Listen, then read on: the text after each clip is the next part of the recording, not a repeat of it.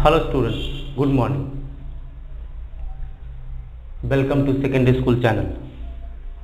आज math class 9 first chapter number system यानी संख्या पद्धति का कॉन्सेप्ट आज का विषय है।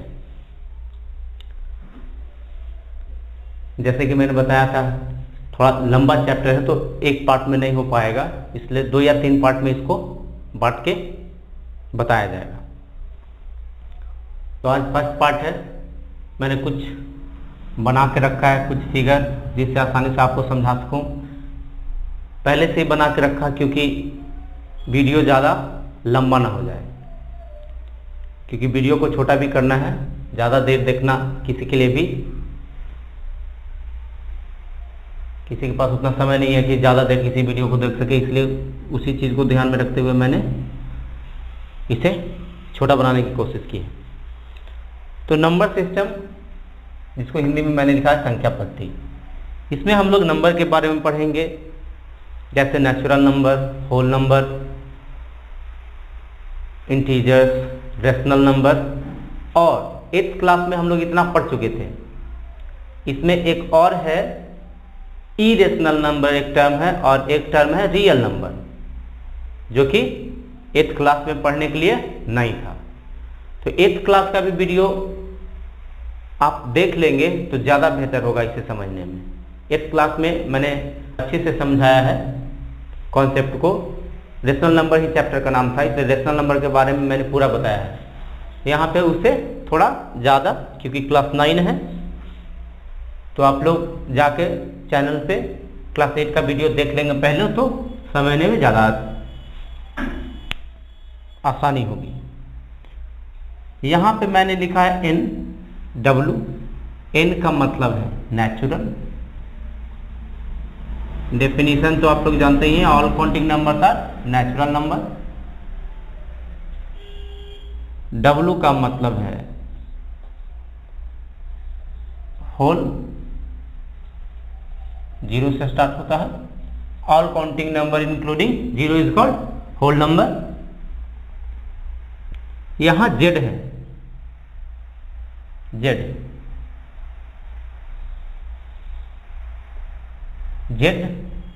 का अर्थ होता है जेहलन।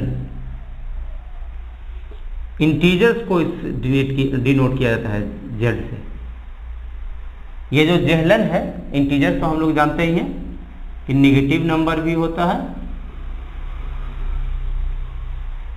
एक्सेट्रा, और पॉजिटिव नंबर्स भी अगर हम लोग एक साथ कर दे तो ये इंटीजर्स होता है, जिसको जेड से डिनोट किया जाता है। इसका पूरा जेड का पूरा ये नाम है जेहलन। ये एक जर्मन वर्ड से आया है।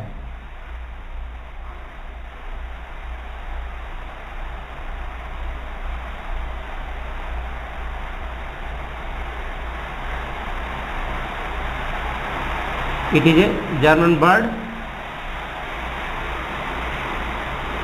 and it means to count। ये एक जर्मन वर्ड है और इसका मतलब होता है गिनना, गिनती करना। रेशनल तो आप लोग जानते हैं, इसको क्यू से डिनोट किया जाता है, जिसका मतलब होता है रेशनल वर्ड जो आया है वो रेशियो से आया है।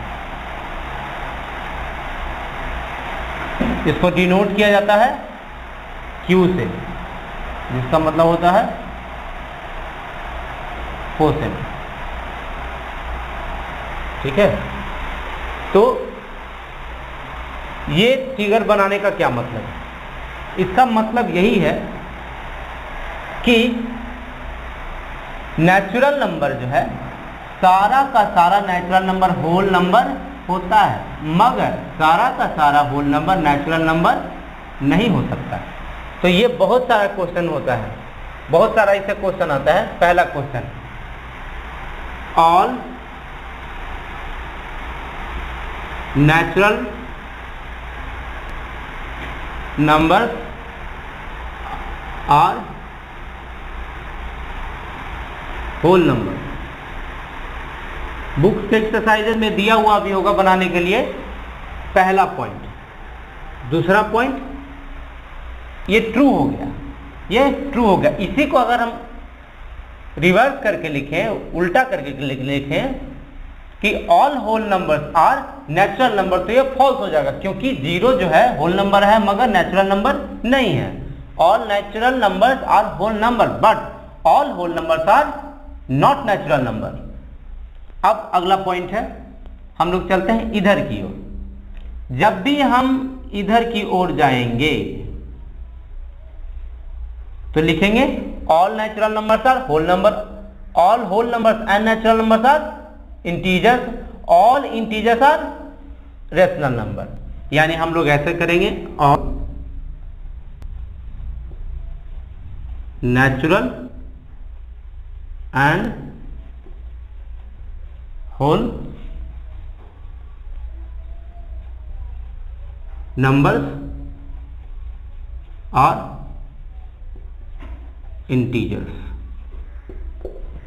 यानी कि जितना भी नेचुरल नंबर होल नंबर है ये सारा इंटीजर है, मगर इसी को अगर उल्टा करके लिखा जाए कि all integers are natural number और होल नंबर, तो ये फॉल्स हो जाएगा। थर्ड पॉइंट है, all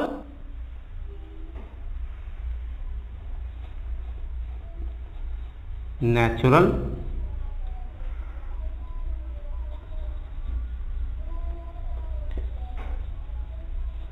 number whole number and integers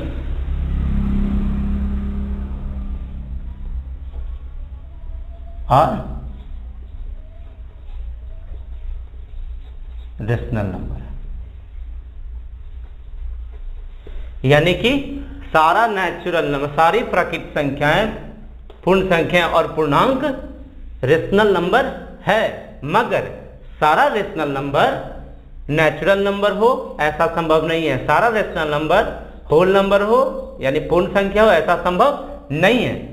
सारा इंटीजर्स जो है रेशनल नंबर है मगर सारा रेशनल नंबर इंटीजर्स हो ऐसा नहीं है।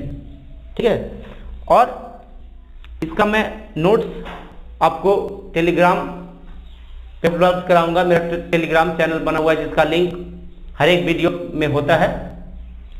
अच्छा, ये तो मैंने ये तो जान लिया हम लोगों ने। डेफिनेशन तो सब जानते ही है, नेचुरल नंबर, होल नंबर और रेशनल नंबर का है। A number R is called rational number when it is written as p by q where q is not is equal to 0। ये 8th क्लास में पढ़ने के लिए था। यहाँ जो विशेष है पढ़ने के लिए, अब देखिए कि इसमें नंबर लाइन का भी जिक्र है। नंबर लाइन, नंबर सिस्टम है तो नंबर लाइन का तो जिक्र होगा ही। यहां हम लोग देखेंगे नंबर लाइन।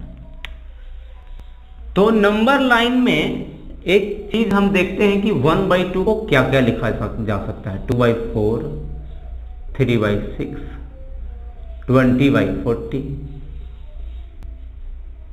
और 30/60। ऐसे कई इक्विवेलेंट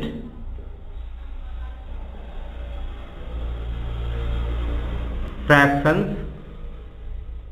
होते हैं। किसी भी फ्रैक्शन के कई इक्विवेलेंट फ्रैक्शन होते हैं, मगर हम लोग नंबर लाइन की बात कर रहे हैं तो इसमें से कौन रिप्रेजेंट करेंगे नंबर लाइन पे?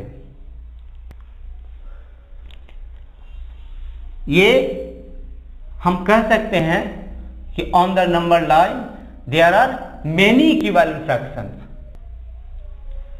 कई इक्विवेलेंट फ्रैक्शन होते हैं। इक्विवेलेंट मतलब इसके बराबर का भिन्न, ठीक है। मगर हम यहां नंबर लाइन पे उसी को दर्शाते हैं जो को प्राइम हो। को प्राइम हो कहने का मतलब कि 1/2। अब यहीं पे देखते हैं कि इसमें जो है आप देखेंगे कि इसको और शॉर्ट नहीं किया जा सकता है।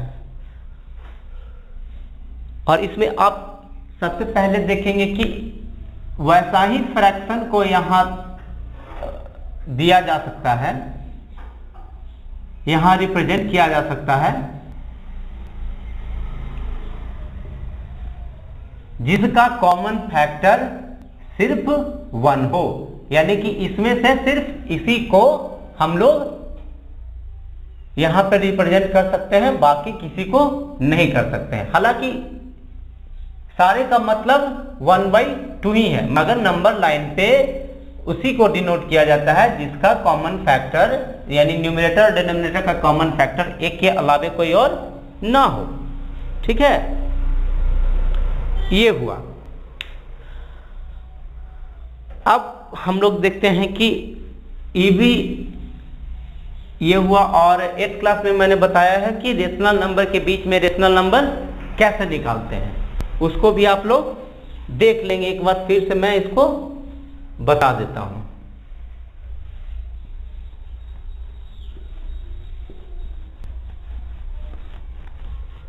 इसको लिखेंगे, स्क्रीनशॉट लेकर के लिख सकते हैं YouTube से, या फिर मैं बहुत जल्द सारा चैप्टर जो मैं बता रहा हूं टेलीग्राम पे इसका नोट्स डाल दूंगा। आप लोग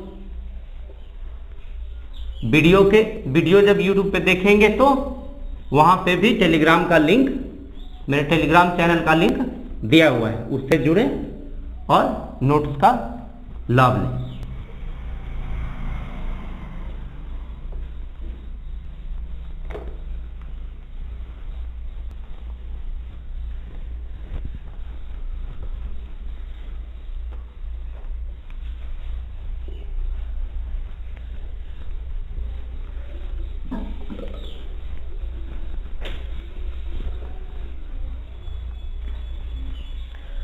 एट्थ क्लास में मैंने बताया था कि दो नंबर के बीच कैसे निकालते हैं, दो रेशनल नंबर्स के बीच रेशनल नंबर निकालते कैसे हैं। सबसे पहला तरीका है कि दोनों को जोड़ देते हैं और 2 से डिवाइड कर देते हैं। ये आता है 1 निकालने के लिए 5/2। इसको हम इस फॉर्म में भी लिख सकते हैं। मान लीजिए ये A हो, ये B हो, तो A + B/2 हमारा इसके ठीक बीच का रेशनल नंबर होगा। मान लिया जाए कि कई निकालने हो तो 2 को हम 2/1 लिख सकते हैं, 3 को हम 3/1 लिख सकते हैं, या इसको मैं 10 से मल्टीप्लाई कर देता हूं, इसका इक्विवेलेंट फ्रैक्शन निकाल देता हूं, तब इसको लिख सकते हैं 20/10 और इसको लिख सकते हैं 30/10।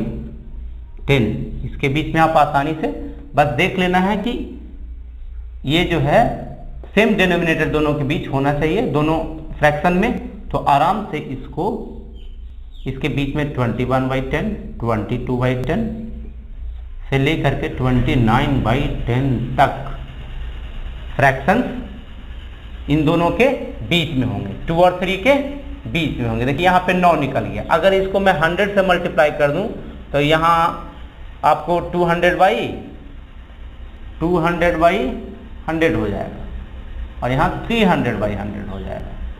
तो इसके बीच में 201/100 से लेकर के 299/100 तक, यानी कि इसमें 99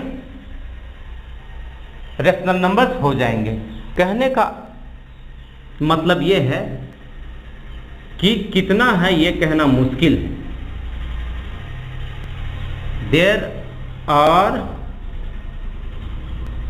इन्फिनिटली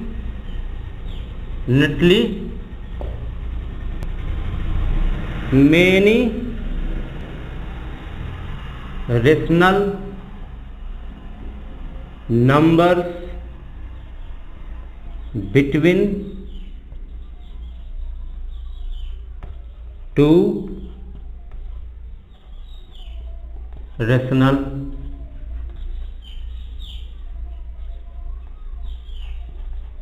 numbers, यानी कि दो परिमेय संख्याओं के बीच असंख्य, यानी जिसको हम गिनना जिसे गिनना संभव नहीं है, जिसकी गिनती करना संभव नहीं है, ढेर सारी परिमेय संख्याएं दो संख्याओं के बीच होती है।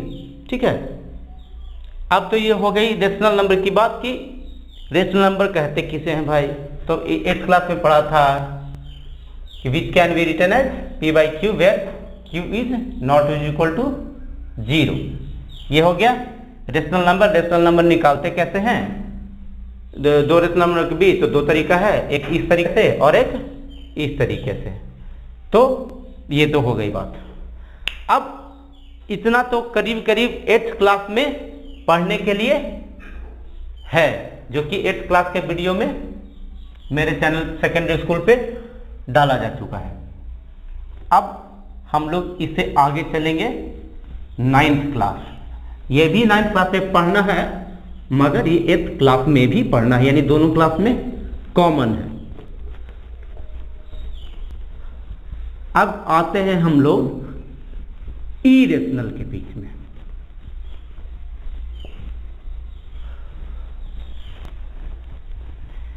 इरेशनल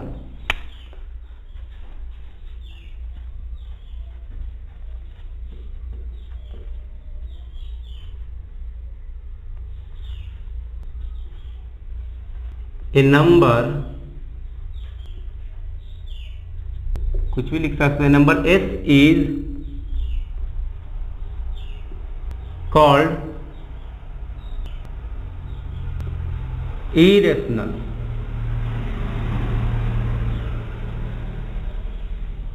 एक किसी नंबर को इरेशनल हम लोग तब कहेंगे if it can not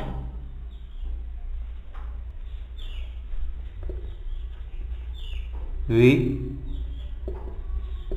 written as p by Q where q is not is equal to 0। बिल्कुल रेशनल के अपोजिट। रेशनल नंबर में था a number is r is called rational number if it can be written as p by Q, जिसको हम p by Q के form में लिख सकते थे। इरेशनल बिल्कुल उसका उल्टा है, उसको p बाई क्यू के फॉर्म में नहीं लिखा जा सकता, यानी फ्रैक्शनल फॉर्म में उसको नहीं लिखा जा सकता है ना। तो ये हो गया इरेशनल। जैसे पाई, 8th क्लास में मैंने बताया कि पाई क्यों इरेशनल है। √2 एग्जाम्पल, √3 0.010010001 ये भी इरेशनल है। तो ये सारा एग्जाम्पल है, इसको हम फ्रैक्शनल फॉर्म में नहीं लिख सकते। अब बात है कि इरेशनल नंबर आया कब? तो इरेशनल नंबर तब आया समय लगभग approximately 400 BC। 400 BC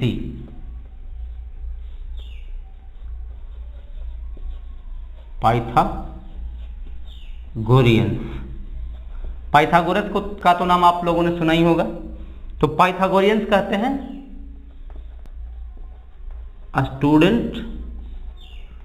students of Pythagoras.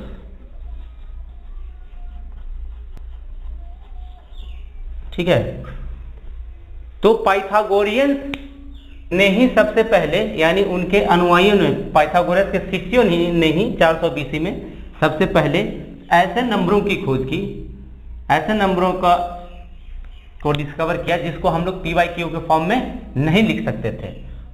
और चूंकि उसको रेशियो के रूप में नहीं लिख सकते थे, इसलिए पाइथागोरियंस ने उनका नाम इरेशनल दिया, क्योंकि रेशनल को तो हम लोग p बाई क्यू के फॉर्म में लिख सकते हैं, जबकि इरेशनल को हम लोग p बाई क्यू के फॉर्म में नहीं लिख सकते हैं। तो सबसे पहले पाइथागोरियंस यानी कि पाइथागोरस के शिष्यों ने ही सबसे पहले ये पता लगाया इरेशनल नंबर का। ठीक है। अब है कि इसको प्रूफ,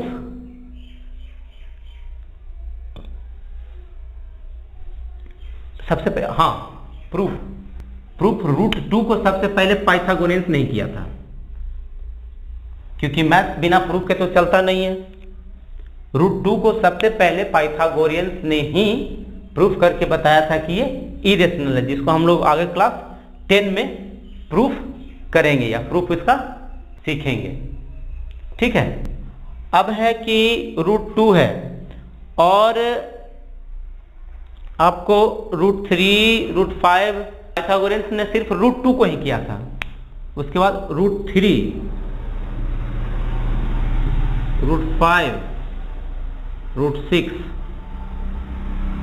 √7 आगे ढेर सारा जो भी हो,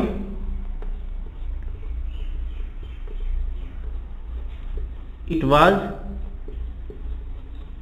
प्रूव्ड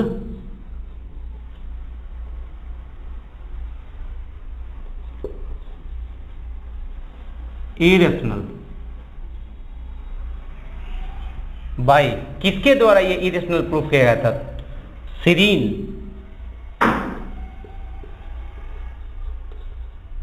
थियोडोरस होता है या थियोड्रस होता है? Theodorus of Cyrene. तो √2 को तो पाइथागोरियंस ने प्रूफ किया था इरेशनल, और आगे इन सब नंबरों को, ये 4 नहीं है 7 है, तो सीरीन के थियोडोरस ने बाकी सभी संख्याओं को इरेशनल, ये जो सभी संख्या है इसको इरेशनल प्रूफ किया था, जिसका मैं बार बार जिक्र कर रहा हूं। प्रूफ कैसे होता है उसको क्लास 10 में देखा जाएगा, ठीक है। अब है पाई, जिसको मैं क्लास 8 में बता चुका हूं कि इरेशनल है, जबकि 22/7 रेशनल है। क्यों है? जो मैं क्लास 8 में बता चुका हूं। क्लास 8 वीडियो, क्लास 8 का फर्स्ट चैप्टर का आप कॉन्सेप्ट देखेंगे तो उसमें ये चीजें मिलेंगी, आप उसको देखेंगे। अब है पाई, तो √2 इसका किया था Lambert and Legendre, Lambert and ये दोनों मैथमेटिशियन हैं, इन्होंने ही पाई को इरेशनल प्रूफ किया था। लैम्बर्ट एंड लेजेंड्रे ने √2 को किया था पाइथागोरियंस ने, पाई को किया था लेजेंड्रे एंड लैम्बर्ट ने, और √3 √5 √6 √7 को किया था सीरीन जगह का नाम है थियोडोरस ने, ठीक है। अब है कि हम लोगों ने देख लिया कि किसने क्या प्रूफ किया। जो सबसे पहले फिर से एक बार रिवाइज करवा देता हूं, इरेशनल नंबर वह नंबर है, तब किसी नंबर को कहेंगे इरेशनल जब उसको PYQ के फॉर्म में नहीं लिखा जा सकता है, जहां Q का वैल्यू 0 के बराबर नहीं होगा, ठीक है। A number S is called irrational if it can not be written as PYQ where Q not is equal to 0। Example में है पाई, √2 √3 0.0। इसको भी आप लोग याद करेंगे क्योंकि कभी कभी ये सब भी एग्जाम में आ जाता है ना। तो पाई को सबसे पहले प्रूफ किया था लैम्बर्ट एंड लेजेंड्रे ने, और √2 को किया था, ये 425 BC के करीब हुआ था। √3 √5 √6 √7 ये सबको इरेशनल प्रूफ किया था थियोडोरस ने 425 BC में, और लैम्बर्ट एंड लेजेंड्रे ने पाई को किया था प्रूफ। यानी कि सारा ये जो सारी संख्याएं हैं ये इरेशनल प्रूफ हो चुकी हैं, जिसको हम लोग क्लास 10 में देखेंगे। अब है रियल नंबर।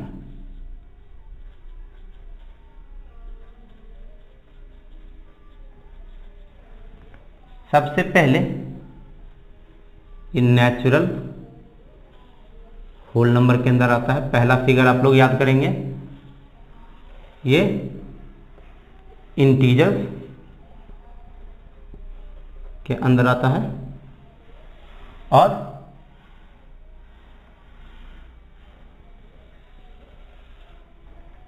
ये Q रेशनल नंबर, और एक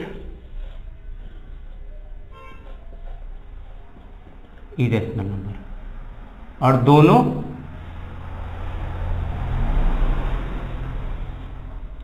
एक ही घर में आता है। जब एक घर में सारी संख्याओं को मिला दे तो हमारा रियल नंबर बनता है।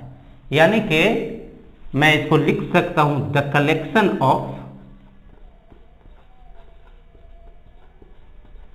Rational and irrational numbers is called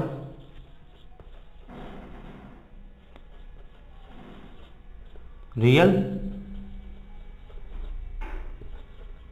numbers। Real number यानी कि रेशनल नंबर सिर्फ मैंने यहाँ पे इसीलिए लिखा क्योंकि रेशनल नंबर में ये सारी संख्याएं आ जाती है, नेचुरल, होल, इंटीजर्स। ठीक है, तो रेशनल और इरेशनल का जो कलेक्शन है वो टोटल क्या कहलाता है? रियल नंबर कहलाता है। यानी इसे ये भी क्वेश्चन निकलता है, every irrational number is real number, तो यस, लेकिन every real number is irrational, तो नो, क्योंकि रियल नंबर तो ये भी है लेकिन ये रेशनल इरेशनल नहीं है। यानी कि इसे उल्टा कहेंगे कि एवरी इरेशनल इज रियल, तो यस, लेकिन every real is irrational no, क्योंकि एवरी रियल में ये सब भी आ जाता है। ठीक है, every natural number is real number, yes, every whole number is real number, yes, every real number is natural number, no, every real number is whole number, no. सारा नोट्स मैं आपको बार बार कह रहा हूं टेलीग्राम चैनल पे मिल जाएगा, secondary school का Telegram channel, जो यूट्यूब वीडियो में आपको लिंक भी नीचे दिया हुआ है वीडियो के नीचे। ठीक है, तो कलेक्शन जो है रेशनल और इरेशनल का क्या कहलाता है? रियल नंबर कहलाता है। और रियल नंबर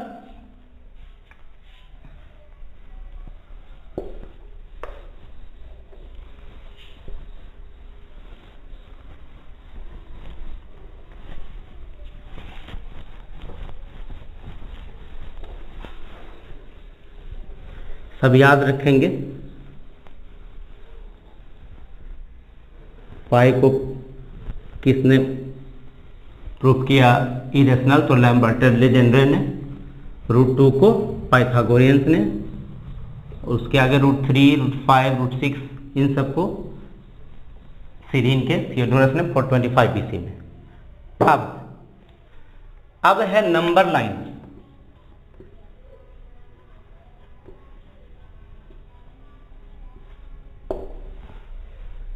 नंबर लाइन के बारे में, नंबर लाइन और इसको रिलेट करना है रियल नंबर को।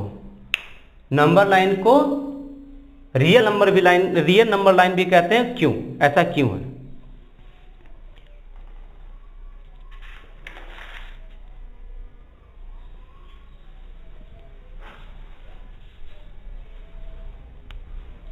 सबसे पहले तो नंबर लाइन पे इन सारी संख्याओं को दिखाया जा सकता है, इन सारी संख्याओं को। ठीक है, यानी कि हम लोग कह सकते हैं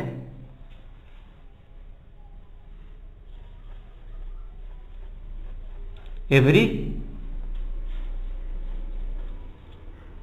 real number is represented by a unique point on the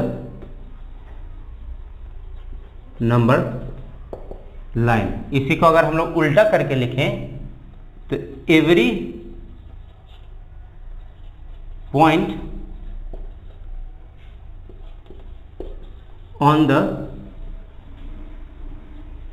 number line represent है एवरी पॉइंट, नहीं, एवरी यूनिक पॉइंट।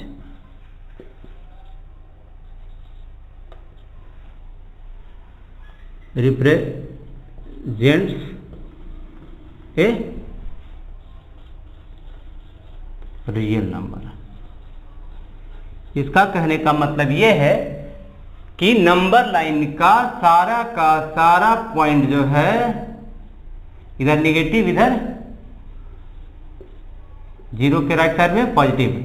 जितना भी इस पे पॉइंट है सारा का सारा जो यूनिक पॉइंट है किसी न किसी रियल नंबर को दर्शाता है, रिप्रेजेंट करता है, या सारा पॉइंट, या समझिए कि सारा रियल नंबर जो है किसी न किसी यूनिक पॉइंट के द्वारा रियल नंबर पर दर्शाया जाता है। इसीलिए सो नंबर लाइन है ना is also called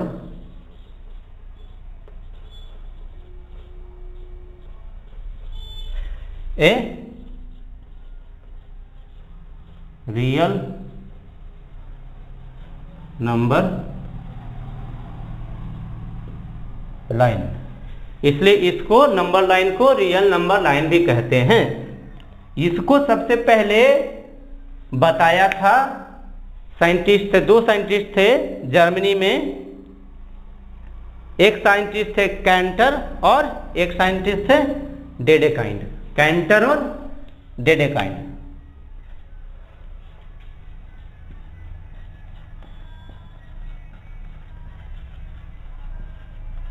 It was shown by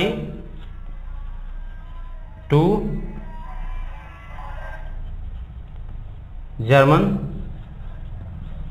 scientists,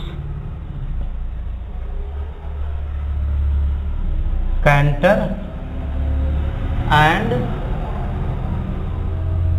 Dedekind in 1870s।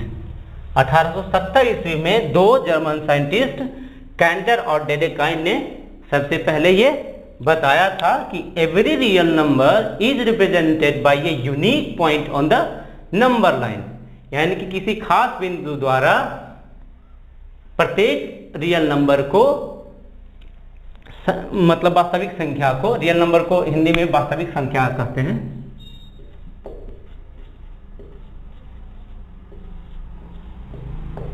और इरेशनल को कहते हैं अपरिमेय।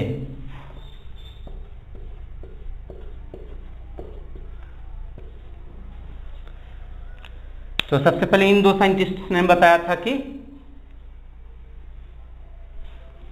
Every real number is represented by a unique point on the number line. नाम है कैंटर एंड डेडेकाइंड, 1870s में। इसको भी आप लोग याद रखेंगे क्योंकि ये भी कभी कभी एग्जाम में पूछ लिया जाता है, या हो सकता है बोर्ड एग्जाम में ना पूछा जाए लेकिन टेस्ट में अक्सर टीचर्स स्कूल टेस्ट में पूछ लेते हैं। वैसे भी नॉलेज के लिए ये सब जानना बहुत जरूरी है। अब तो हो गया कि नंबर लाइन पे हम लोग 1, 1/2, -1, 0, 1/, इन सब को आसानी से हम लोग जो है नंबर लाइन पे बता देते हैं या डिनोट कर देते हैं। अब हम लोग देखेंगे कि क्या √2 को भी नंबर लाइन पे दर्शाया जा सकता है, रिप्रेजेंट किया जा सकता है। तो हाँ, किया जा सकता है, मगर कैसे? हाँ,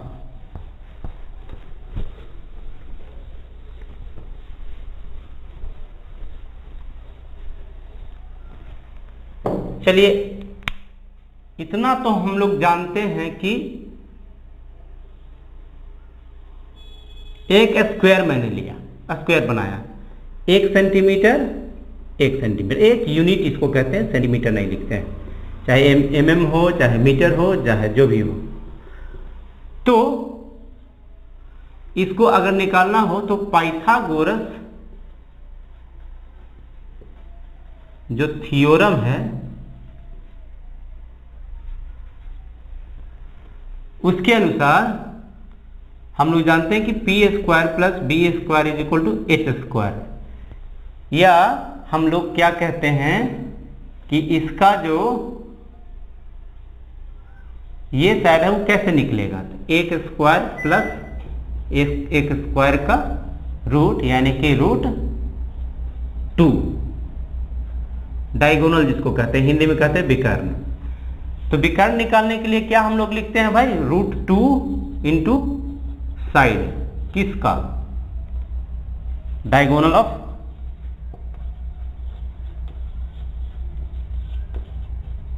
स्क्वायर, √2 इंटू साइड, तो हमारा √2 इंटू साइड 1 है तो कोई फर्क नहीं पड़ेगा, √2 रह जाएगा। यानी कि हम लोगों ने देखा कि √2 ये होता है।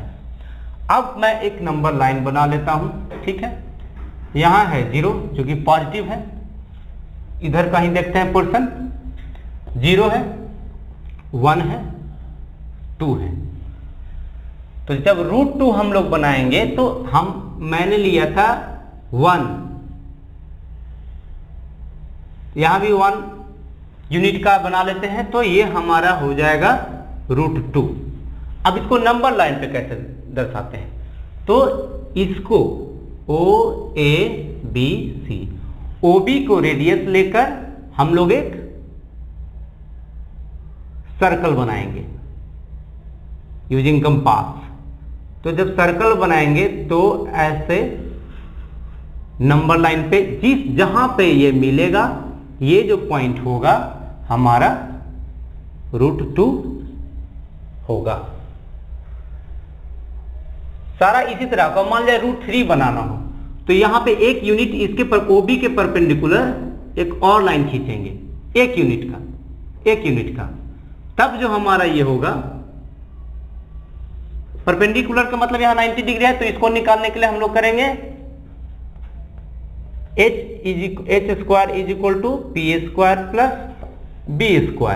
तो हमारा देखेंगे कि h इज इक्वल टू 2 + 1 यानी कि √3। तब हम लोग देख रहे हैं कि यहां पे √3 आ रहा है। अब इसको भी OABCD, OD को रेडियस मानकर फिर हम लोग एक सर्कल बनाएंगे।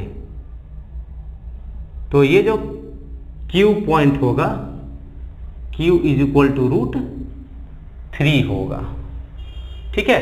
इसी तरह से एक इसके परपेंडिकुलर एक यूनिट का खींचेंगे तो अब √4 हो जाएगा। आगे बढ़ते जाएंगे √5, √6, √7, इसी तरह से इसको नंबर लाइन पर रिप्रेजेंट किया जा सकता है आसानी से। आज के लिए इतना ही, फिर से मैं अगले वीडियो में फिर से इसको समझाऊंगा, ठीक है।